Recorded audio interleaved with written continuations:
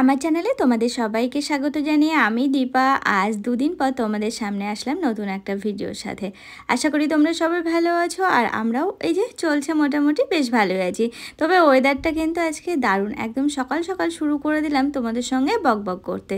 দেখো না সকালবেলার ওয়েদারটা, তার উপর আবার ছাদে এসেছে এখন ফুল তুলতে। কেন জানো, বৃষ্টি হচ্ছে তবুও কিন্তু আসতে হলো, কারণ আমার যে কাকা শ্বশুর আমার বাড়িতে আসে মানে খাওয়া দাওয়া করতে, তো সেই কাকা শ্বশুরের আবদার যে একটা ফুলের মালা বানাতে হবে কালকের থেকেই বলছে। তবে কালকে এত জোরে বৃষ্টি হয়েছে দিনের বেলা আর সেটা সম্ভব হয়ে ওঠেনি, তো বলেছিলাম যে আজকে সকালবেলা বানিয়ে দেবো। তো সেই জন্য না, কথা তো রাখতেই হবে, তো সেই কারণে আর কি ফুল তুলতে চলে আসলাম উপরে।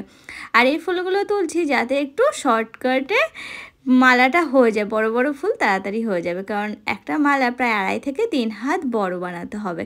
তার মানে কতগুলো ফুল লাগবে প্লাস কতটা বড় বুঝতেই পারছো। তো দেখো ওয়েদারটা এত সুন্দর, বৃষ্টি হলেও কিন্তু একবারের জন্য মনে হয়নি না ফুল তুলতে এখন যাবো না, বৃষ্টি হচ্ছে। তো সকাল হতে না হতেই যেন আজকে মনে হচ্ছে যে কখন ছাদে আসবো, কখন ছাদে আসবো আর কখন একটু বৃষ্টিতে ভিজবো, সাথে ফুল তুলবো। তো দেখো বলতে বলতে কিন্তু সকালের মোটামুটি সব কাজ সেরে তারপরে জামাটা চেঞ্জ করে চলে এসেছি আমি এখন ছাদে। দেখো ফুলগুলো তুলতে তুলতে মোটামুটি কিন্তু বৃষ্টি ছেড়েই গেল না, তবে আজকে কিন্তু ছাড়ার কোনো প্রশ্নই নেই, আজকেও সারাদিন বৃষ্টি হবে জানো তো। আর তারপরে আবার কালকে মনে হয় ছাড়ার কথা আছে, তো দেখা যাক। দেখো ছাদে ঘুরবো, একটু পায়চারি মারবো না তাই হয়, একটু ছাতাটা নিয়ে নিজে নিজে একটু যেন ঢং করলাম আর কি, যা বলতে পারো।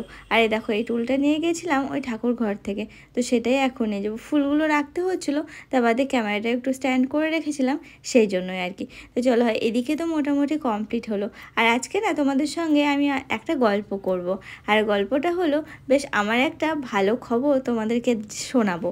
দেখো ফুলের মালা নিয়ে যেহেতু আমি ভিজে গেছিলাম, জামাটা চেঞ্জ করে আবার চলে আসলাম। আর ওইদিকে অর্পণ আবার আড়ত থেকে চলে এসেছে, তো বললো যে একটু চা করো, তো এই দেখো চা করছি। আর আমাদের স্পেশাল চা মানে তো বুঝতেই পারছো, দুধ চা, একদম পিওর দুধের, খাঁটি গরুর দুধের, তার উপর দিয়ে একটু করে সর দিয়ে দেওয়া। ও খেতে যে কী ভালো লাগে, হালকা চিনি, দারুণ লাগে গো, দারুণ লাগে। তোমরা ওরকমভাবে বানাবে দেখবে বেশ ভালো লাগে। লিকারটা তবে একটু বেশিই দিতে হয় কিন্তু। দেখো ফুলের মালা করব ঠিক আছে, উপর থেকে তো সাদা ফুল তুলে নিয়ে এসেছি, আর এখন এখানে আসলাম একটা কালার কোনো ফুল যদি পাই সেই আশায়। তো পেলাম না সেরকম কিছু বড় ফুল, পেলাম একটা জবা ফুল, তো সেটাই আর কি তুললাম। আর ওদিকে ভাই এসেছে, ভাইও আড়ত থেকে এখন একটু বাড়ি যাবে। তো দেখো ভিজতে ভিজতে এসেছে, কোনো একটা দরকার ছিল সেই কারণে। তো চলো হ্যাঁ, আমি কিন্তু এদিকে মালা গাঁথাটা শুরু করে দিয়েছি।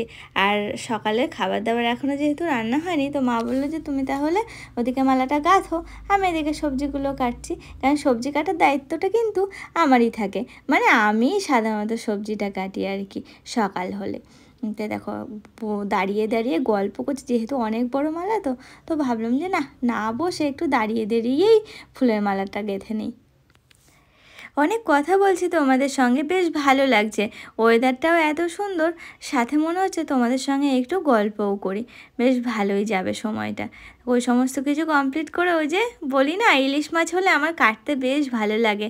তারপর বাইরে তো বৃষ্টি হচ্ছে, কি করে বাইরে কাটি, এই দেখো এখানে একটা পেপার পেতে নিয়ে ইলিশ মাছ কিন্তু আমি কাটতে বসেও গেলাম জানো তো। আর বিড়াল দুটো তো ম্যাও ম্যাও ম্যাও ম্যাও করে পাগল হচ্ছে, ওরা মাছ কখন খাবে সেই আশায় ওরা কিন্তু আমার আগেই ওখানে এসে উপস্থিত হয়ে গেছে। দেখো মাছগুলো কেটে নিচ্ছি, আর ওদিকে চিংড়িটাও কাটবো। আর আজকে রান্নাটা আমিই করব, চিংড়ি পটল করব, আর ওদিকে ইলিশের একটু সর্ষে ইলিশ করব।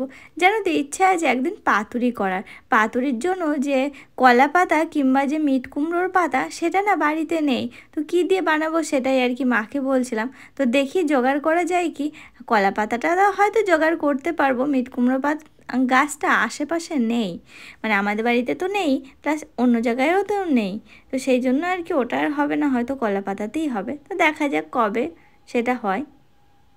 আর তোমাদের বলেছিলাম না আমাদের বাড়িতে মাঝে মাঝে মাঝে মাঝে কি রোজই ইলিশ মাছ হয়। এমন কি অবস্থা হয়েছে যেন ইলিশ খেতে খেতে না আমাদের আর ইচ্ছা করছে না এখন ইলিশ খেতে।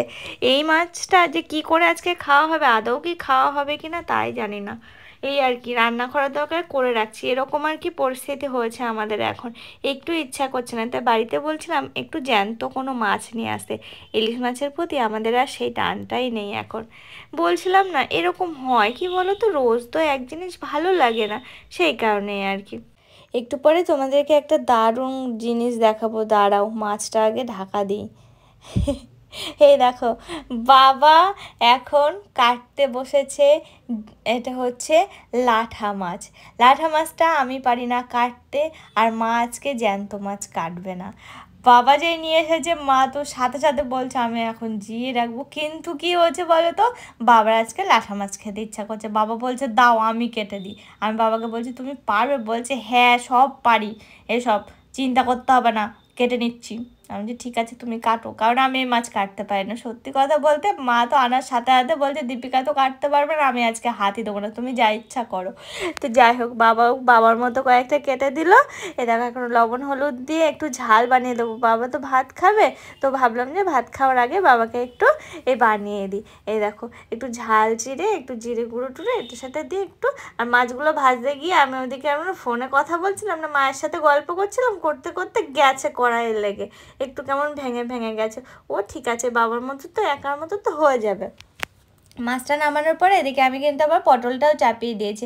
দেখেছো আজকে তোমাদের সঙ্গে রান্না বান্না আর অনেক গল্প করলাম, অনেক গল্প। তোমাদেরকে বলছিলাম না একটা সুখবর জানাবো, সুখবরটা হলো জানো, আমার ওয়েটটা অনেকটা কমেছে। মা তো আমার বলছে তো অনেক রোগা হয়ে গেছে, অনেক রোগা হয়ে গেছে, মুখ টুক পুরো শুকিয়ে গেছে, গায়ের কালারও চেঞ্জ হয়ে গেছে। আমি বলছি বাবা এত বড় সুখবর, আমার তো খুব আনন্দ লাগছে, গায়ের কালার যা হবে হোক, আমি যে ওয়েটটা কমাতে পেরেছি এতেই শান্তি।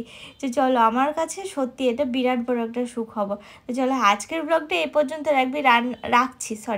রান্না বান্না অনেক কিছু দিয়ে তোমাদের সঙ্গে শেয়ার করলাম। তো কেমন লাগলো অবশ্যই জানি। আজকের মতো টাটা।